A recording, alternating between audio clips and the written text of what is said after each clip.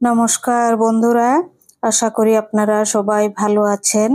আজকে আমি আপনাদেরকে বিনস আর গাজর আলু দিয়ে পোস্ত বাটা দিয়ে ভাজি বানিয়ে দেখাবো। তো চলুন দেখে নেবেন কিভাবে আমি পোস্ত বাটা দিয়ে বিনস, আলু, গাজর রান্না করি। প্রথমে আমি 3 চামচ পোস্ত নিয়েছি, তারপর একটি কাঁচা লঙ্কা, 2 পিস আদা।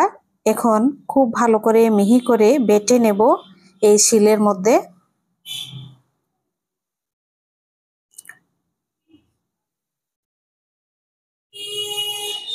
এখন 2 চামচ সাদা তেল নিয়েছি, তার মধ্যে একটি আলু ভেজে নিচ্ছি প্রথমেই। আলুর মধ্যে সাধারণ একটু লবণ আর একটু হলুদ দিয়ে, দেখুন 4 ভাগের 1 ভাগ লবণ আর 4 ভাগের 1 ভাগ হলুদ দিয়ে ভেজে, অল্প একটু ভেজে তুলে নেব।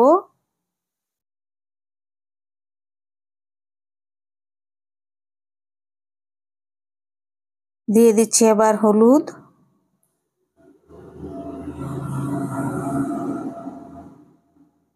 দু 3 মিনিট ভেজে তুলে নেব। ভাজা হয়ে গেছে, এটি এখন এই তেল থেকে সরিয়ে নিচ্ছি। এই তেলের মধ্যেই দেখুন লবণও রয়েছে, হলুদ আছে, তার মধ্যে গাজরগুলি ভেজে নেব। গাজর ভাজার মধ্যে আর হলুদ লবণ দেব না, ভেজে নিচ্ছি।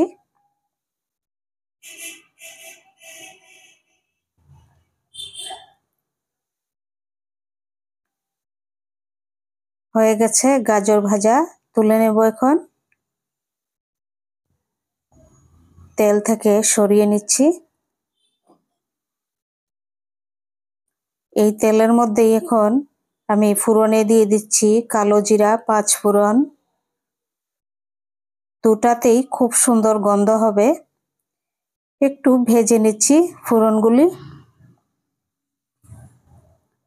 এখন দিয়ে দেব কেটে রাখা বিনস। বিনসগুলো 4, 5, 7 মিনিট ভেজে নিচ্ছি ভালো করে। দিয়ে দেব এখন আধা চামচ লবণ। বিনসের মধ্যে হলুদ দেব না,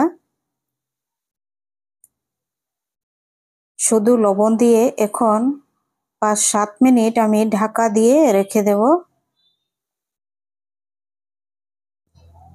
সেদ্ধ করে নেব ভালো করে 7 মিনিট। হয়ে গেছে 7 মিনিট, সেদ্ধ হয়ে গেছে সুন্দর।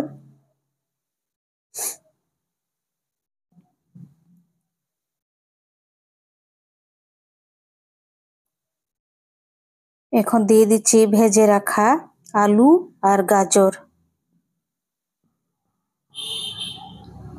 গাজর আলু দিয়ে 2 মিনিট একটু ভেজে নিচ্ছি। হয়ে গেছে, এখন দিয়ে দিচ্ছি পোস্ত, আদা, কাঁচা লঙ্কা বাটা।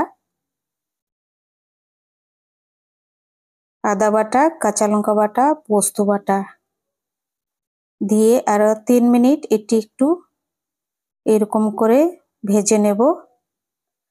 তারপর গ্যাসটি অফ করে দেব। আর 3 মিনিট একটু পোস্ত দেওয়ার পর বেশি ভাজবো না। 3 মিনিট ঢাকা দিয়ে দিচ্ছি।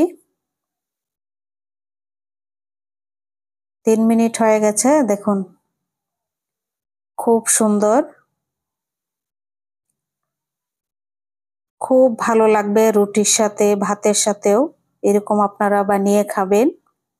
আর রেসিপি যদি ভালো লাগে সাবস্ক্রাইব করবেন, লাইক করবেন, শেয়ার করবেন, কমেন্ট করে জানাবেন পোস্ত বাটা দিয়ে বিনস, গাজর, আলু তরকারিটি কেমন হয়েছে রেসিপি।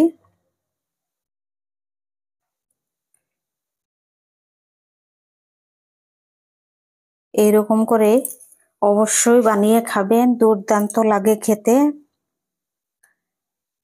খুব ভালো লাগে এরকম নিরামিষ, সঙ্গে যদি ডাল থাকে তাও ভালো। রুটির সাথে তো একদম দারুণ লাগবে।